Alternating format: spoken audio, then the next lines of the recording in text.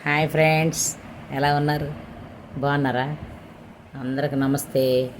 నా వీడియో కానీ మొదటగా చూస్తున్నట్లయితే సబ్స్క్రైబ్ చేసుకోండి ఫ్రెండ్స్. అలాగే నా వీడియో నచ్చినట్టయితే లైక్ చేయండి. నా వీడియో ఫుల్ వీడియో చూడండి ఫ్రెండ్స్. ఓకేనా? ఇప్పుడు నేను ఒక చుట్టాలు అనే టాపిక్ మీద మీ ముందుకు వస్తున్నా. ఓకేనా? కొంతమంది చుట్టాలు ఉంటారండి, కానీ ఎందుకు పనికిరాని వాళ్ళు ఉంటారు. కొంతమంది చుట్టాలు ఉంటారు, బాగా ప్రేమించే వాళ్ళు ఉంటారు. కొంతమంది చుట్టాలు ఉంటారండి, అవమానించే వాళ్ళు కూడా ఉంటారు. నిజమా కాదా? ఈ మూడు టాపిక్ మీద నేను మీ ముందుకు వస్తాను. అదే మనల్ని ప్రేమించే చుట్టాలు ఎలా ఉంటారంటే, మనం పాత చీర కట్టుకొని వెళ్ళినా ఆప్యాయతగా ఉంటారు. తిను తిను తిను, అన్నయ్య గారికి చూడు, నువ్వు చూసుకో, పిల్లలు బాగున్నారా, ఇలా అడుగుతారు. మనల్ని ప్రేమించే చుట్టాలు. మనల్ని అవమానపరచాలి అనే చుట్టాలు ఎలా ఉంటారు తెలుసా? మనం ఎంత మంచి చీర కట్టుకొని పో, ఇదే ఈ కలర్ అస్సలు నీకు చోటు కాల. ఏంది బ్యాంగిల్సా? ఈ బ్యాంగిల్స్ ఏంది? అయ్యో, ఇంతకన్నా మోడల్ బ్యాంగిల్స్ లేవా అంటాము. తల్లో పూలు కూడా పెట్టుకోకుండా వచ్చేవే, అయ్యో అంటాము. ఒక్కొక్క దానికి ఒక్కొక్కటి వర్ణించుకుంటూ మనల్ని అవమానపుచ్చుతూనే ఉంటారు. అది కూడా ఎలాగా? 10 మందిలో ఉన్నప్పుడే అడుగుతారు, ఒంటరిగా ఉన్నప్పుడు అడగరు. అది అవమానపుచ్చినట్టు అవ్వదు, జాలితో అడిగినట్టు అయ్యిద్దని అలా అంటారు. మన బంధువులు కొంతమంది పిలుస్తారు, స్నేహ బంధువులు, చుట్టాల బంధువులు. వాళ్ళైతే స్నేహంగా మాట్లాడతారు, పలకరిస్తారు, మన పని బాటల గురించి అడుగుతారు, మన ఇంట్లో కాపురం, మన ఒదుగు బొదుగు జీవితాల గురించి అడుగుతారు. అలా అలా ప్రేమిస్తూ ఉంటారు. ఒక్కొక్కళ్ళు ద్వేషించే వాళ్ళు కూడా మనల్ని ఏ క్షణాన్ని చూసి, ఏ టైం చూసి ద్వేషిద్దామా, అవమానిద్దామా అని చూస్తారు. వాళ్ళకి ఇంకొంతమందికి అదే పని ఉండిద్ది. కొంతమందికి మంచి మనసు ఉంటే ప్రేమిస్తూనే ఉంటారు. అవమానించే గుణం ఉన్న వాళ్ళని ఎవరు మార్చలేరండి. మీరు మారుద్దామన్నా వాళ్ళు మారరు. ఎందుకో చెప్పమంటావా? వాళ్ళ బుద్ధి, వాళ్ళ స్వభావాలు అలాంటివి కాబట్టి. మళ్ళీ వాళ్ళు ఊసర వెళ్ళేలాగా కూడా మారచ్చు ఒక్కొక్క టైం. అప్పుడు చెప్పలేము. ఇప్పుడు మన హోదాని బట్టి గబక్కన మన హోదా పెరిగిందనుకో, మళ్ళీ ఊసర వెళ్ళిగా కూడా మారిపోతారు. అదే పేదరికంలో నుంచి వెళ్ళినప్పుడు పరిచయం చేయని వాళ్ళు, మాట్లాడిన వాళ్ళు, ఎవరికి పరిచయం చేయని వాళ్ళు మన హోదా పెరిగినాక అందరికి మనల్ని ఇంట్రడ్యూషన్ చేస్తారు. వీళ్ళకి అంత ఉంది, వీళ్ళకి ఎంత, మనమే ఆశ్చర్యపోవాలా. ఎలాగో చెప్పంటావా? నన్నేనా చెప్తుంది అసలుకి? నన్నైతే చెప్పదే. బహుశా ఎవరినో అనుకుంటాం కానీ మనల్ని వీళ్ళేనండి చాలా కష్టాలు. మళ్ళీ ఆ మొక్క కూడా తేవాల్సిందే. తేంది వాళ్ళకి టాపిక్ రాదు. చాలా కష్టాలు పడ్డారండి, చాలా కష్టాల నుంచి పైకి వచ్చారండి. ఇప్పుడు వాళ్ళని మించిన వాళ్ళు లేరండి అని ఇట్ట కూడా చేస్తారు. మళ్ళీ ఒక్కోసారి మనం బంతిలో కూర్చొని తింటున్నా చూసి వీళ్ళకి ఏం తొందరో, అప్పుడే వెళ్ళారు తిండికి కూర్చున్నారు. చుట్టాలందరూ తినొచ్చుగా అంటే ఎగుడు బొగుడు జీవితాలు.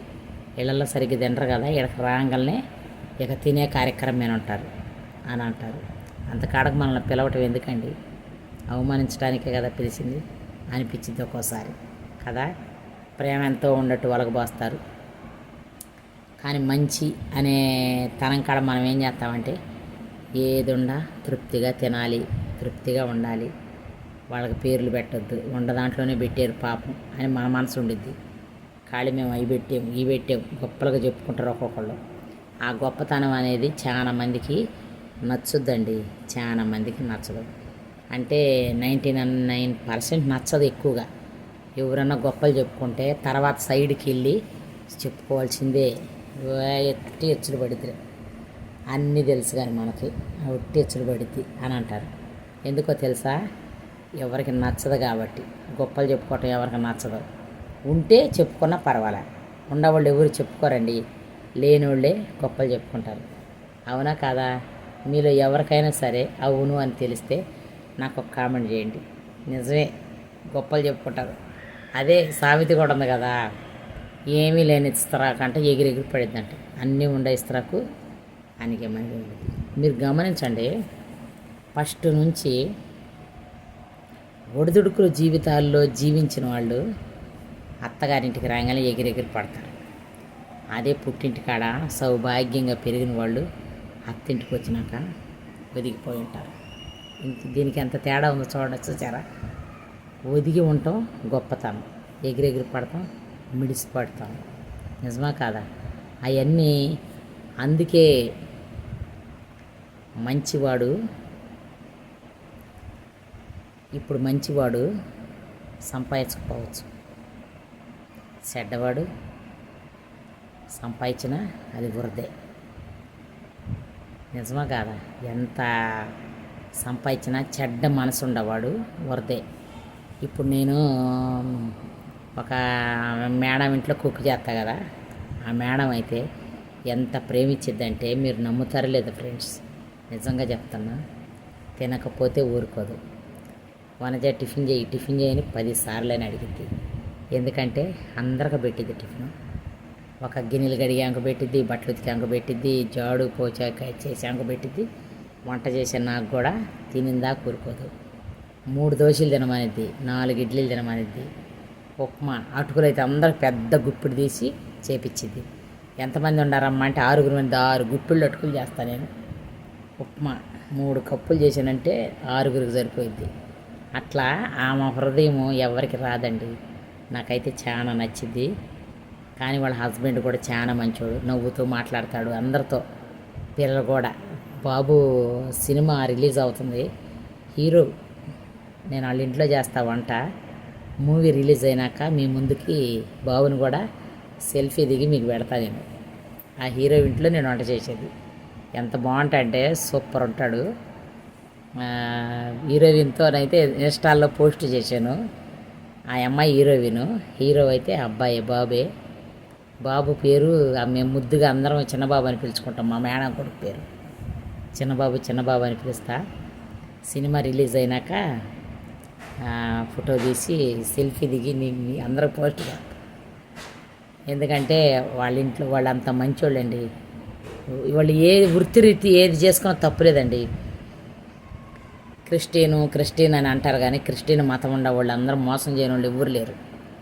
హిందూస్ ఉండేవాళ్ళు కూడా మోసం చేయని వాళ్ళు ఎవరు లేరు. వృత్తి రీతి ఏది చేసినా తప్పులేదు నా దృష్టిలో.